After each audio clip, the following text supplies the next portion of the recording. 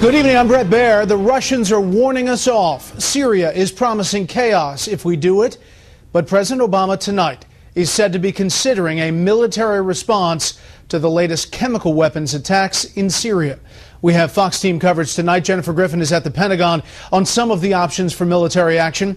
But we begin with Chief White House correspondent Ed Henry on the politics of the Syria crisis, both here and overseas, and where we are right now. Good evening, Ed. Good evening, Brett. Today, top administration officials revealed that they believe not only that chemical weapons were used, but that they can pin it on the Syrian government.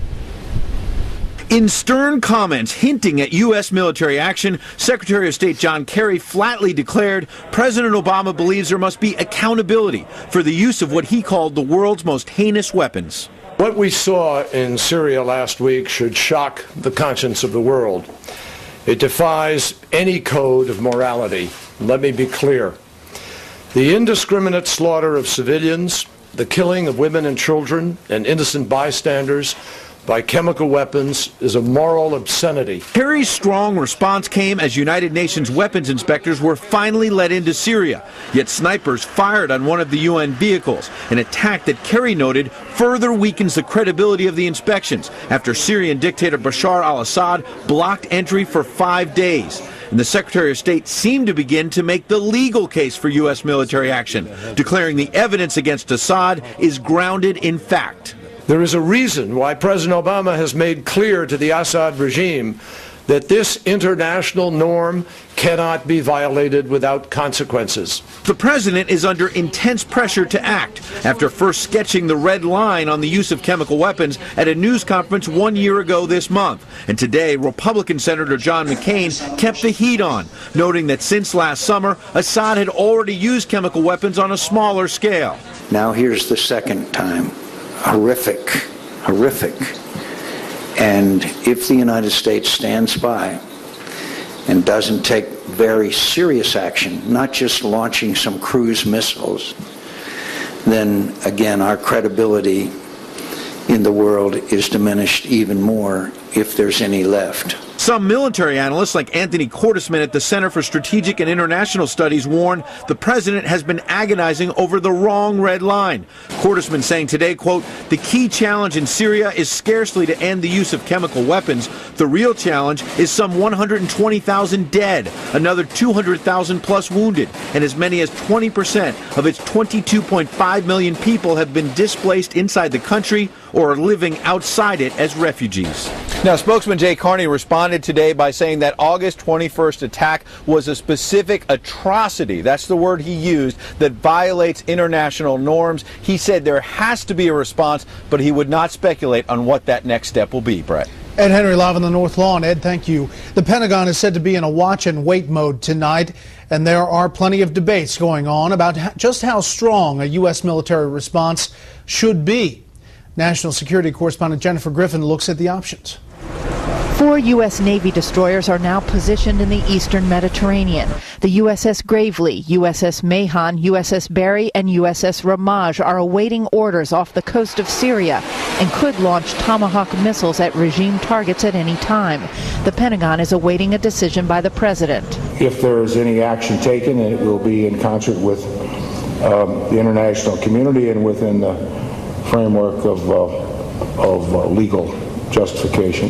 The office of Speaker John Boehner says the president has yet to brief Congress. Quote, if U.S. action is imminent, it is our hope that the president doesn't forget his obligations to Congress, but also to speak directly to the American people. No U.S. aircraft carriers are being sent to the Mediterranean, and the U.S. does not appear to be planning for an extensive air campaign. Chairman of the Joint Chiefs General Martin Dempsey has warned repeatedly that to carry out regime change in Syria would require billions of dollars and about 500,000 U.S. troops.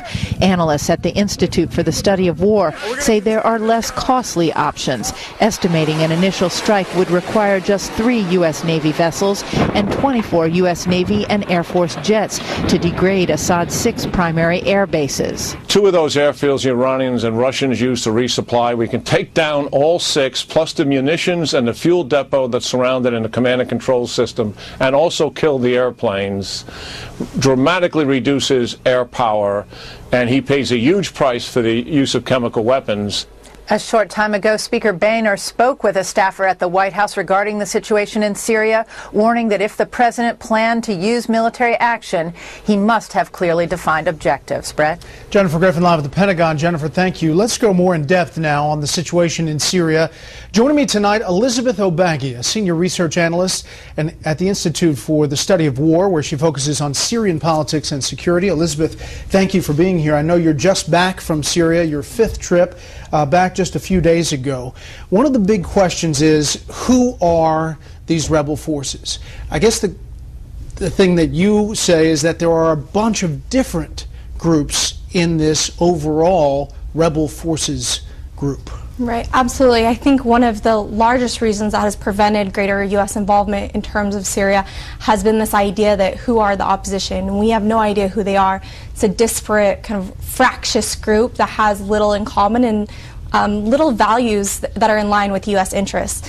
And to that degree, I think that there are a number of groups. However, these groups have come together in various alliances and rebel formations, that many of which are very much aligned with U.S. interests and that are looking to implement a democratic and pluralistic vision for Syria that is not kind of the more extremist line that many people have attributed the opposition to. As you look at one of the maps you provided, the breakup of the different groups in the north and the south, these green areas are rebel-held areas, the orange areas are regime-held, and the dark green are kind of extremist groups. Talk about the importance there of the, down south there you see those two dots in the southern part of Syria. That's Damascus and the southern part. What's the importance of the disparity between the two of them? Yeah. There's a really important difference between within the character of the opposition operating in the north and the opposition operating in the south. And what you actually see is that the extremists have tended to proliferate in northern areas where they have access to humanitarian aid and resource distribution. What this has meant is that they're focusing more on governance and territorial control and less on fighting in the actual kind of front lines and the battle lines. And what this essentially means is that if the U.S. is looking to engage more with the opposition that is fighting on the front lines, there's a geographical divide between the more extremist groups and some of the more moderate groups, and there's very much a moderate and fully functioning opposition that is operating out of the south and can be very much supported and has demonstrated its ability to do so. As you look at the different groups, and this is, I think, where people don't really know what the situation is on the ground, but as you look at all of these different groups, this key here are the northern front, the Homs front, the southern front, the western and middle front, and the eastern front. The yellow here is the Syrian Liberation Front. Explain that, and the blue and the red there, the red being the extremist group. Right. So you actually have, within kind of the U.S.-backed partners, you have the Supreme Military Council. And within the Supreme Military Council, you have the Syrian Liberation Front. This is the largest rebel alliance, and it provides most of the field commanders that the U.S. is now working with and is promised to back in terms of both lethal and some military assistance. As you can see, based on this graphic, they actually incorporate the majority of rebel groups operating in each of the 5 fronts across Syria. The extremist groups tend to be much smaller in numbers and provide more of an organizational lead and capacity building through expertise and weapons provision rather than actually providing the rank and file fighters. Let's put that graphic back up there. The red are the extremist groups in that list, and you see those red blocks. The blue are what? Okay, guys? The blue is the Syrian Islamic Front, and this front is actually a group of more Islamist and Salafist groups that have allied together that are pushing for an Islamic form of governance and have proven themselves at times willing to work with the more moderate opposition and at other times unwilling to do so.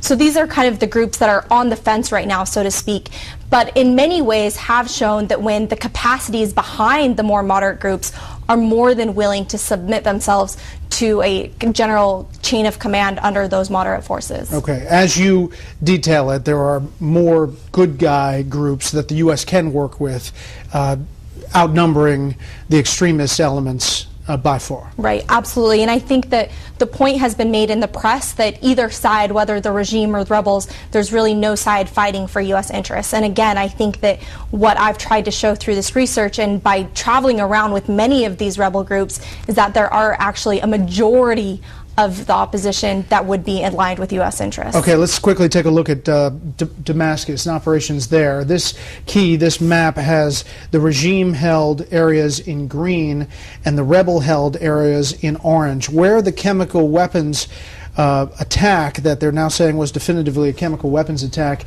is really to the east, to the right part of that screen where that orange is, right? Right, absolutely. The chemical weapon attack actually targeted the large area of rebel control within Damascus City itself. And I think this is a really critical point because in many ways it was used as a tactic to help prepare for an offensive into that rebel-controlled territory. So the whole line that Assad is winning, why would he have to use chemical weapons if he's winning?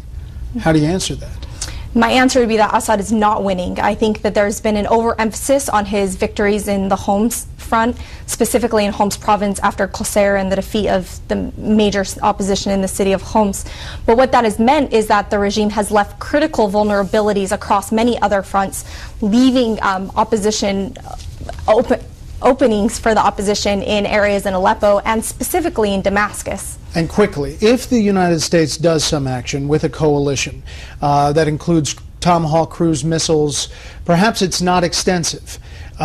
How do you think that would translate to these groups on the ground and their ability to wage a successful campaign against Assad? Yeah. I think the key thing is that any action the U.S. engages on needs to have some sort of strategic objective. It needs to be more than just a punitive measure. And this is partly not only because this is a real turning point for the population and the opposition in terms of the impact of these more radical and extremist groups. And this could be a really critical turning point in terms of an irreversible process of radicalization by which those moderate forces that are very much active and are currently serving as the bulk of the forces could quickly be taken over in terms of ideology by the extremist groups. Elizabeth, it's fascinating. Thank you very much. I know you're going back to the region very soon. Please keep us in the loop on what you learn. Absolutely. Thank you for having me.